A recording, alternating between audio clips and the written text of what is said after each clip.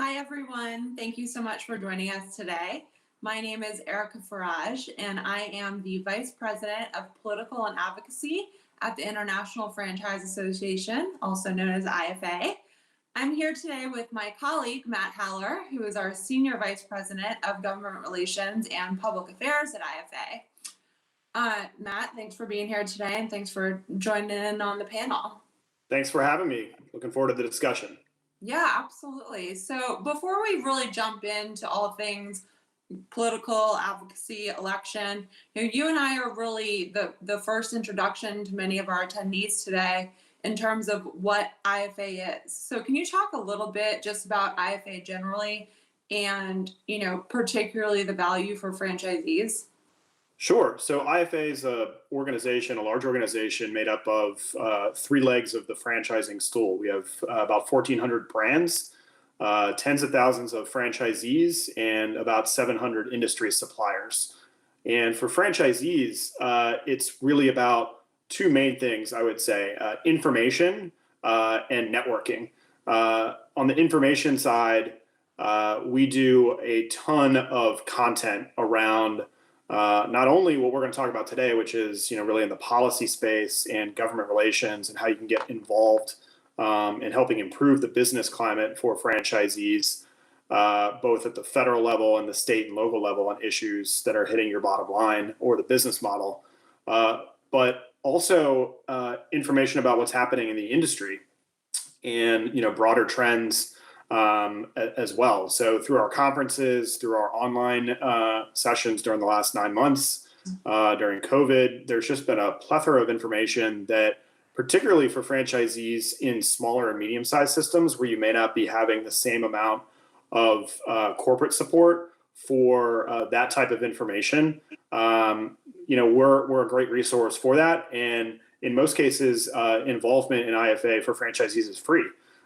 Because your brand that you're associated with is likely a member. And so by virtue of that, your membership at IFA is part of that membership fee and access to that information.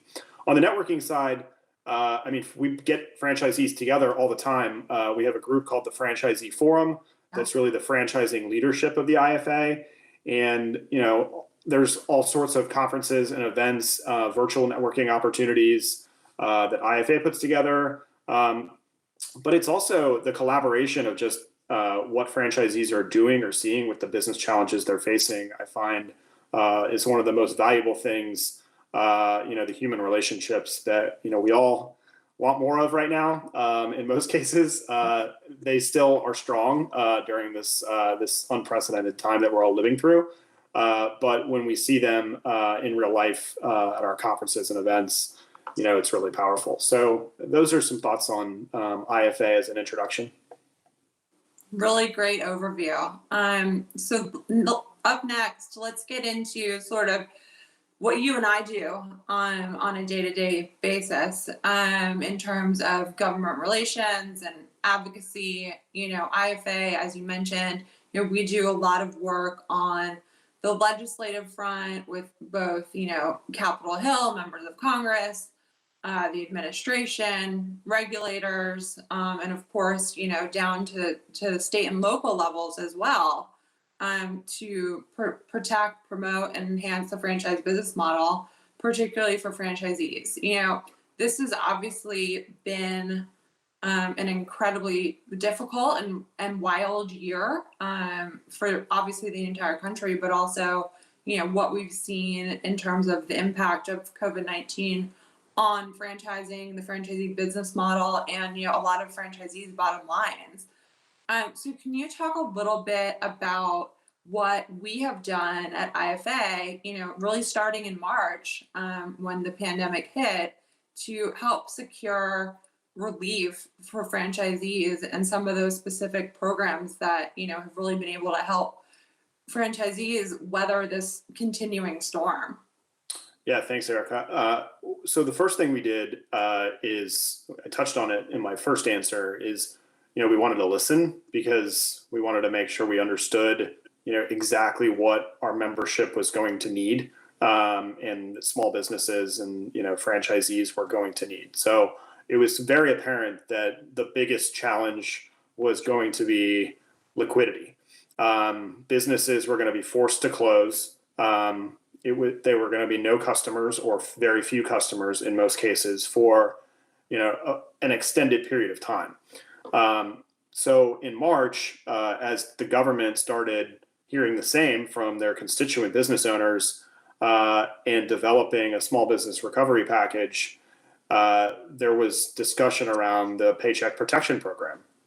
Mm-hmm. And Chairman Marco Rubio and House Small Business Committee Chairwoman Nydia Velasquez from New York were both asking for feedback from IFA and myself and some of my colleagues who are also lobbyists on our team, and sharing, various proposals about what what ultimately became the PPP with us. And what was clear to us would be the most important thing for franchising is making sure that franchisees were eligible.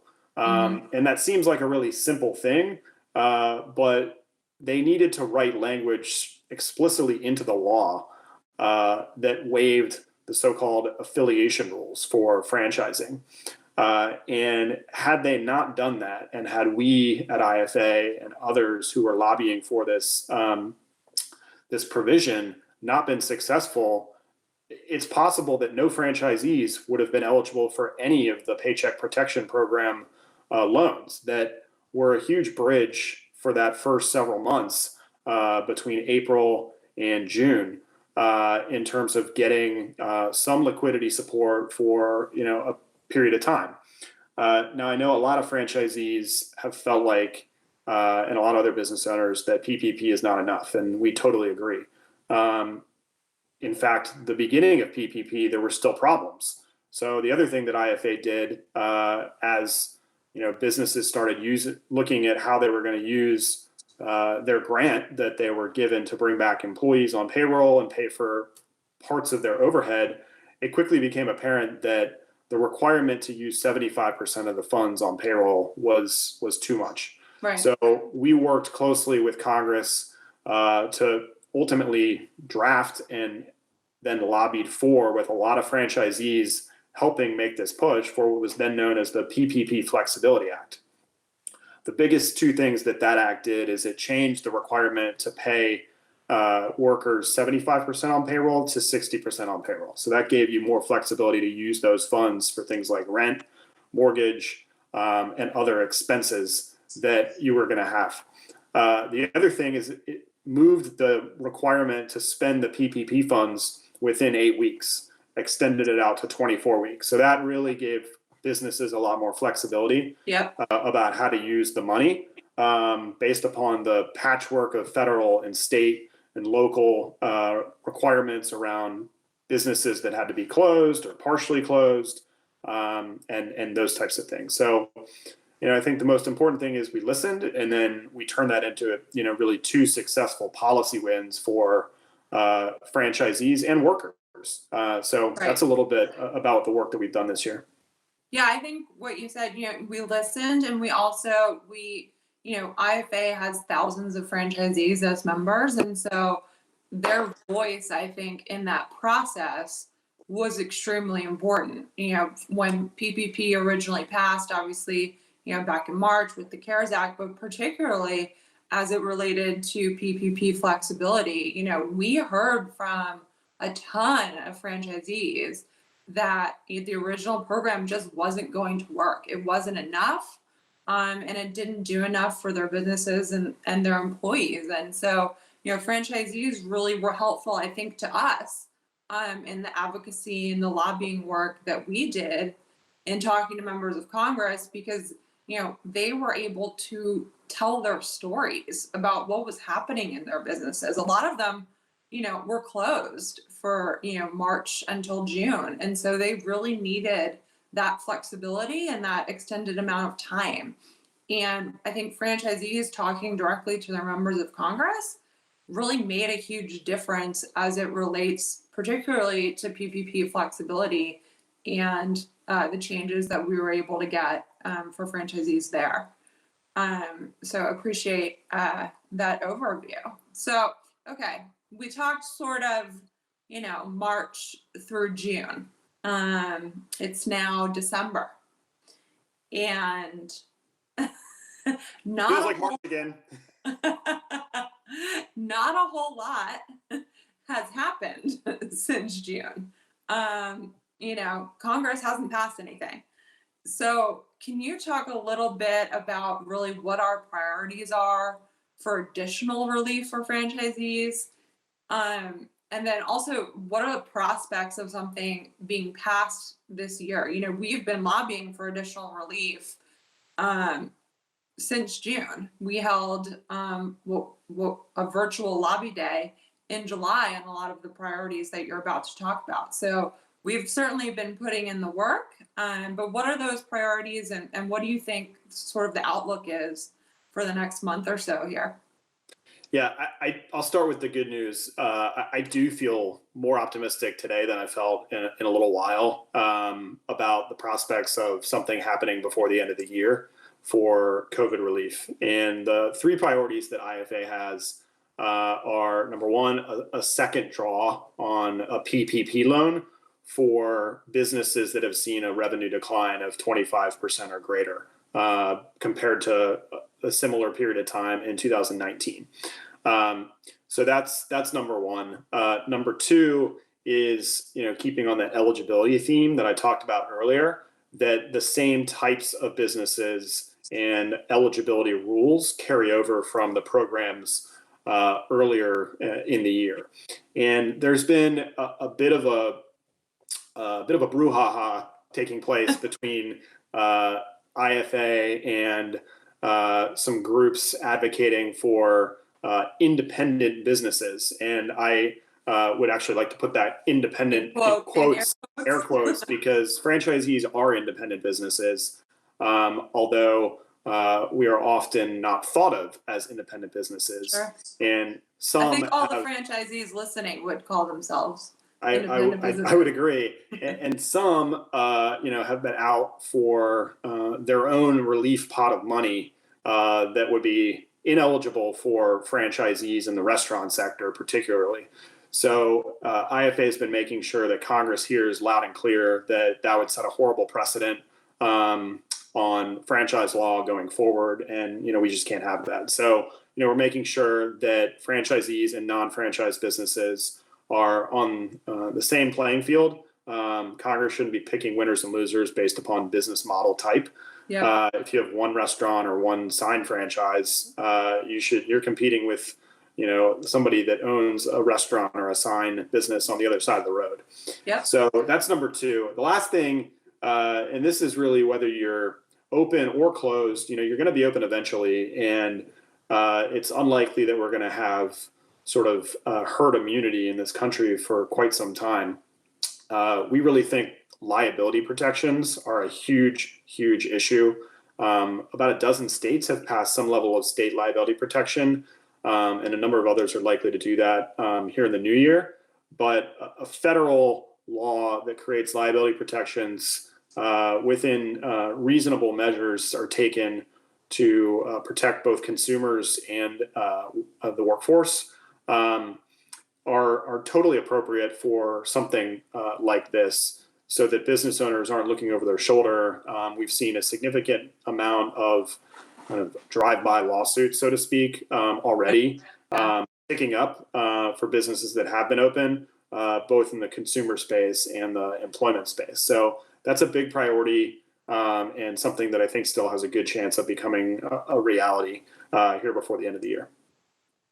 I'm glad that you're a little bit more optimistic than perhaps we have been over the last few months. I know that, everyone listening certainly needs additional relief, and hopefully, we're able to get that before the end of the year here.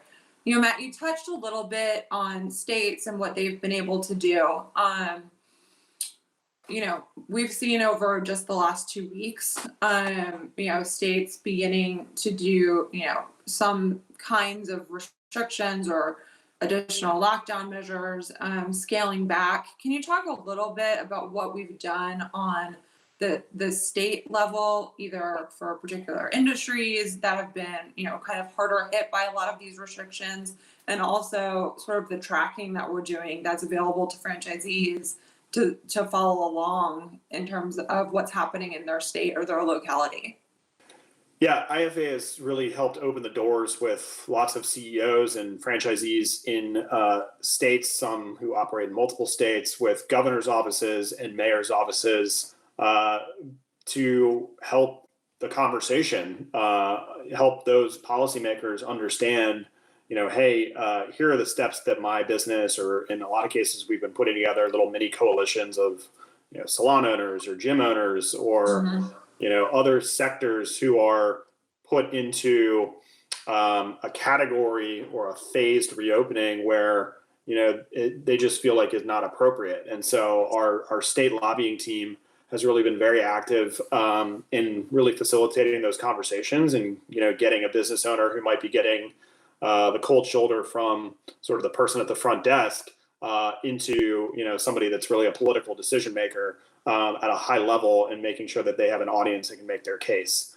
We also, we're involved with a lot of state and local groups. We don't have a federation, so there's not like a California franchising association, but there are organizations that IFA is involved in, from retail associations to restaurant associations and others like that, where we can sort of move earth a little bit more quickly for our members. So, that's just another kind of resource that on the government relations and advocacy side, it's been less about passing a law and more about, working kind of behind the scenes with policymakers to help improve the ability for our members to be open. Because more than anything, franchise businesses, all businesses, they want to be open, they want to be safe, they want their employees and their customers to be safe, but they want to be able to serve the community.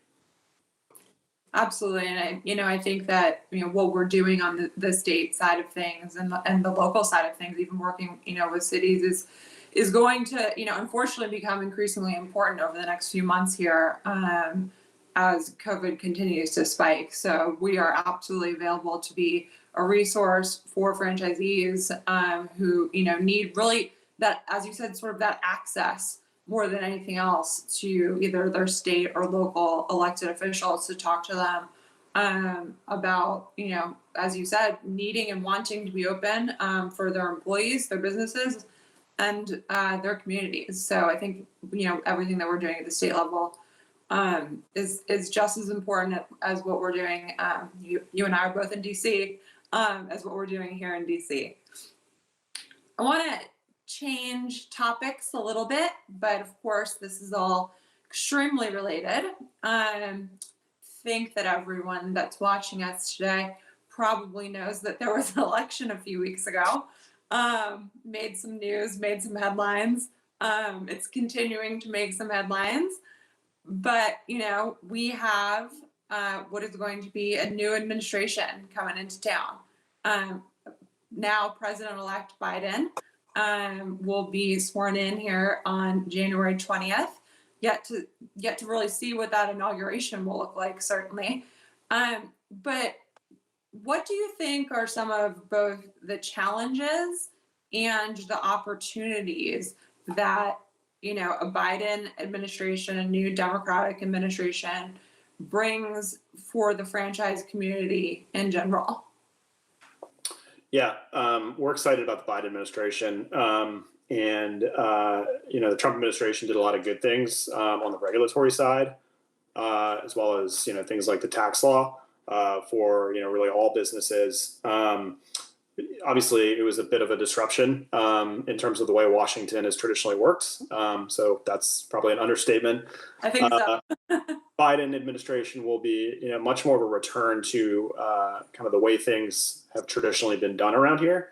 So there's some comfort in that for people that are, professionals in this town. But look, I think there's a lot more that we agree with the Biden administration on than disagree.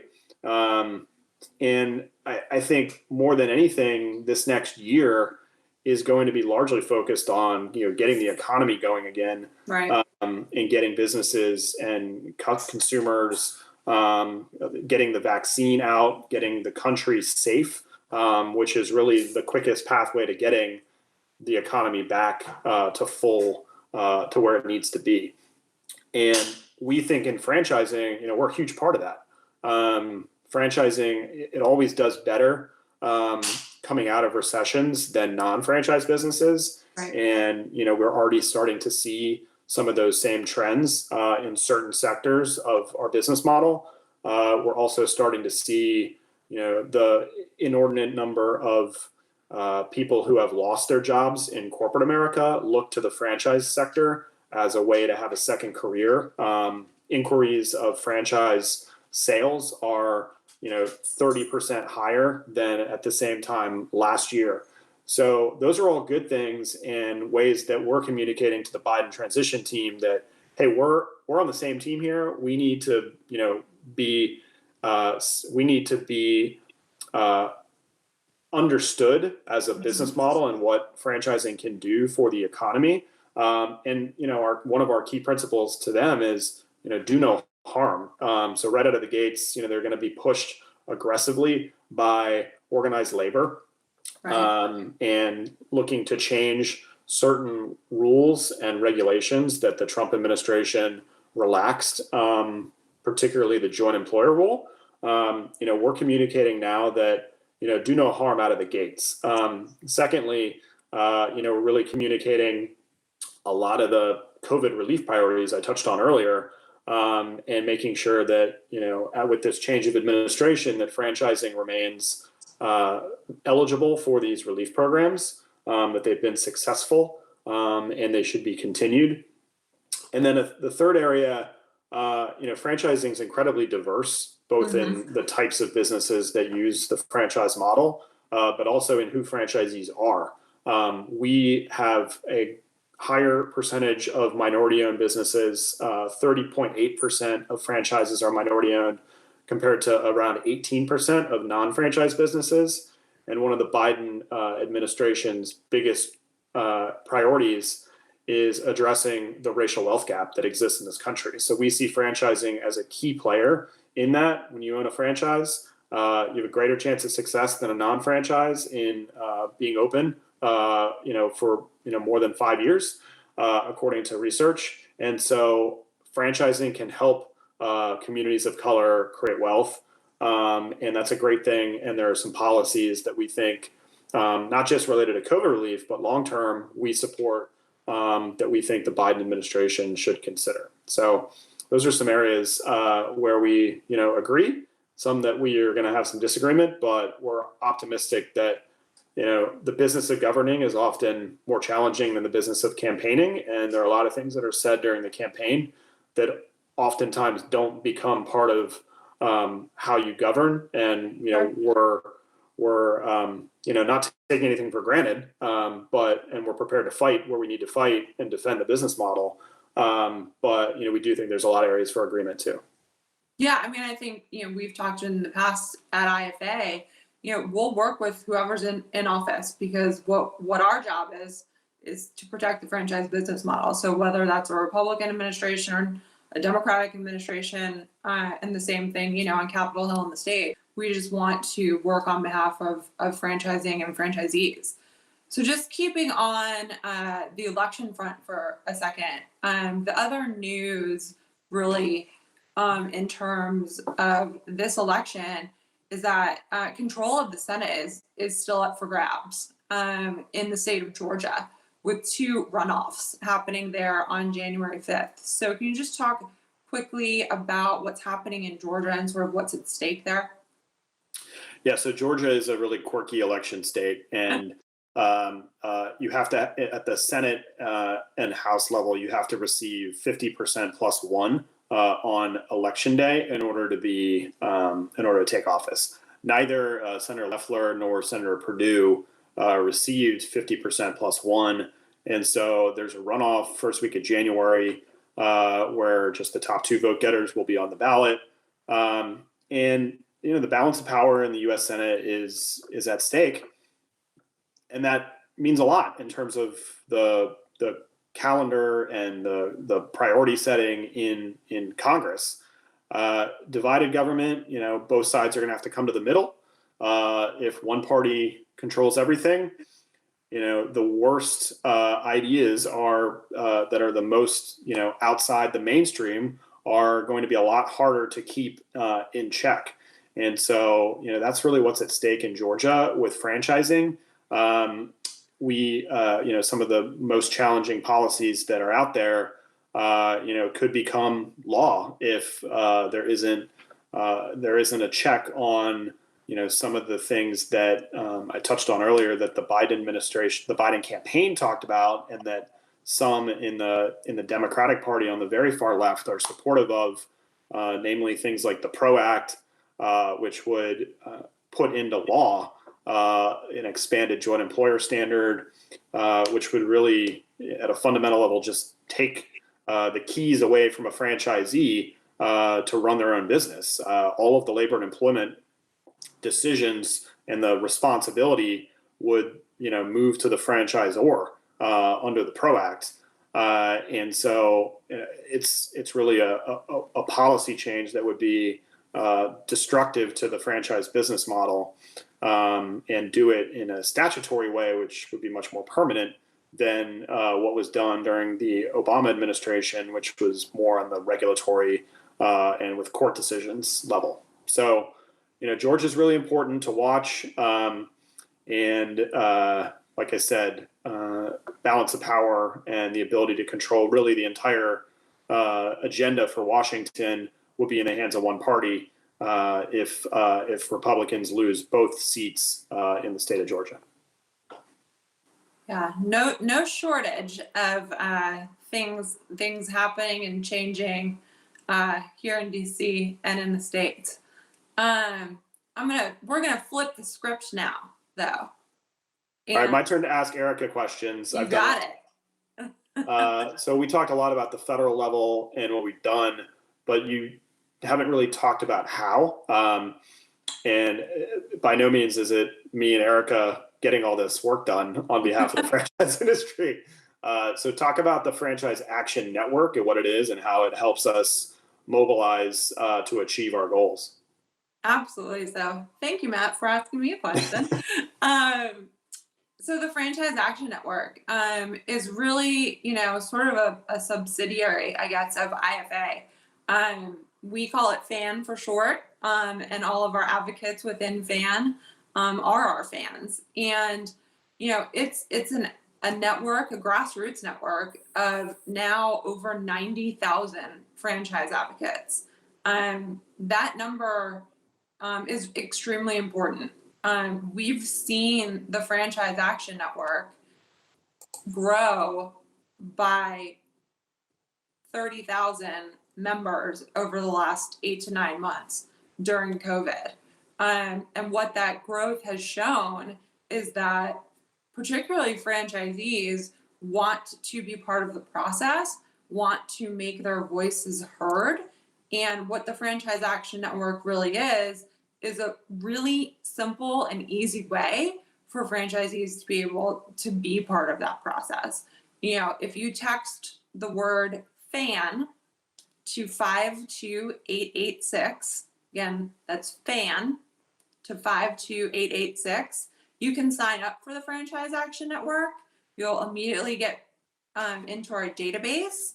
You will receive alerts when there's something like potentially a new bill on the House or Senate floor in terms of additional relief. You'll receive alerts to contact your members of Congress, to contact your state and local officials. It really is just a way for us to empower franchisees to be part of the conversation and be an advocate on behalf of all of your businesses, your families, your employees, and your communities. It's really the way to make the franchising's voice heard, both on Capitol Hill and in all of the state capitals. So we're excited about the growth and the fact that franchisees really do want to make their voices heard, particularly at this really critical time for all of your businesses. And we want to make it as easy as possible for all of you to do that. So talk about the virtual world and how franchisees can get involved, during these times, which are likely to continue for the foreseeable future. Yeah. So, advocacy, and when what we sort of talk about in terms of traditional advocacy has been flipped upside down for all intents and purposes this year. Where we used to have a fly-in, right, where franchisees from across the country would come to Capitol Hill once a year to lobby their members of Congress. That's obviously not happening. We would do the same in a lot of states where, if we had a proactive piece of legislation that we wanted to lobby on or have to play defense, we would, get a group of franchisees together. Everyone would fly to Sacramento and, talk to their state legislators, excuse me. That's obviously not possible right now, and it's not going to be possible for quite some time, as you said, until there's herd immunity and most of the country is vaccinated. But in some ways, participation on the advocacy side is actually even easier, because we can do everything sort of with a click of a button. A lot of the advocacy that we've done this year is people, sending hundreds of thousands of emails to their legislators via, the alerts that we're sending out. People making just phone calls to their members of Congress offices. We actually held, instead of an in-person Franchise Action Network annual meeting, we held a virtual one this year where IFA members, franchisees, just got on the phone with their members of Congress and, had really open and honest conversations about what they needed to see in terms of additional relief. We've also started a town hall program. We've had over 80 members of Congress who are, sitting in their home offices or at their kitchen table, like a lot of our folks are doing as well, and have just, created a dialogue and started to build relationships, via phone calls or via Zoom, in this time where, you can't be in a House or Senate office. It's actually bizarrely easier in terms of getting that access and also, getting really the attention of members of Congress and their staff. So we've really tried to give franchisees as much access as possible in this continuing virtual world. And I'm excited too. I think the next step in this, traditionally, we would host what we call in-district events where, a member of Congress would go and visit a store or a location.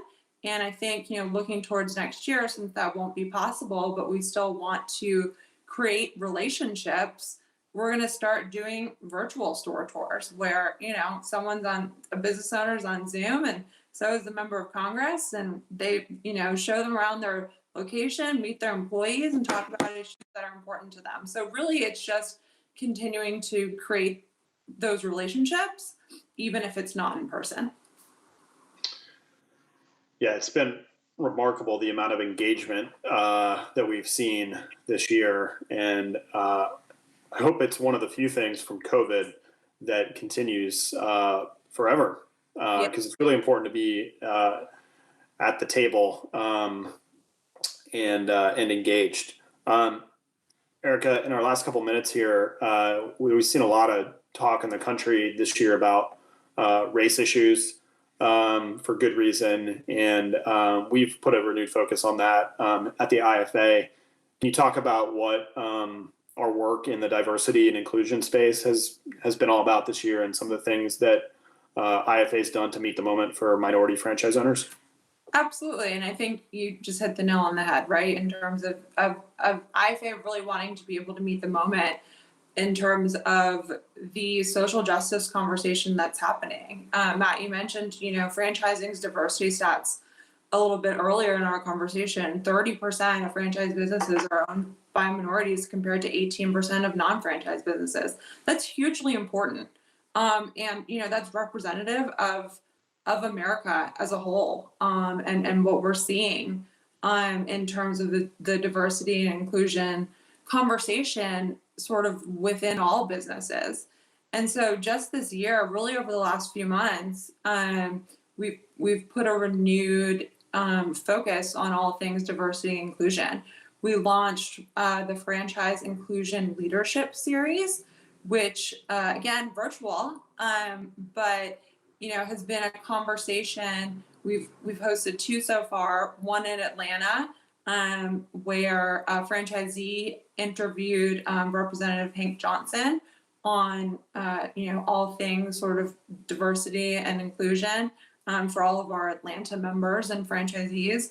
We hosted a virtual event in Philadelphia with local elected officials and the chair of McDonald's Black Franchise Owners Council for all of our Philadelphia members. And we're going to look to keep building out those series with different members of Congress, local elected officials, really just talking about, Matt, you mentioned earlier too, how minorities are really creating wealth, creating good jobs, creating a ladder to success via franchising in all of these states and localities. And just last week we actually partnered up with the Hill newspaper, which is the DC publication, to sponsor a diversity and inclusion summit where we had fantastic speakers, Carolyn Thurston, who's the CEO and founder of Wisdom Senior Care,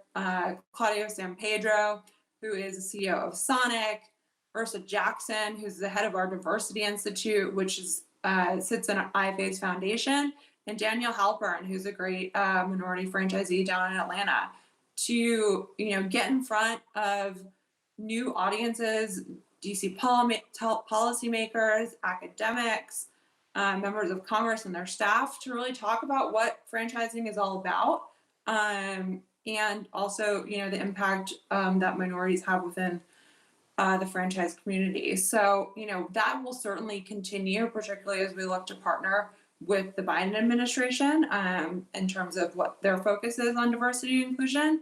But it's been an exciting new program, and I think that our membership sees that as well.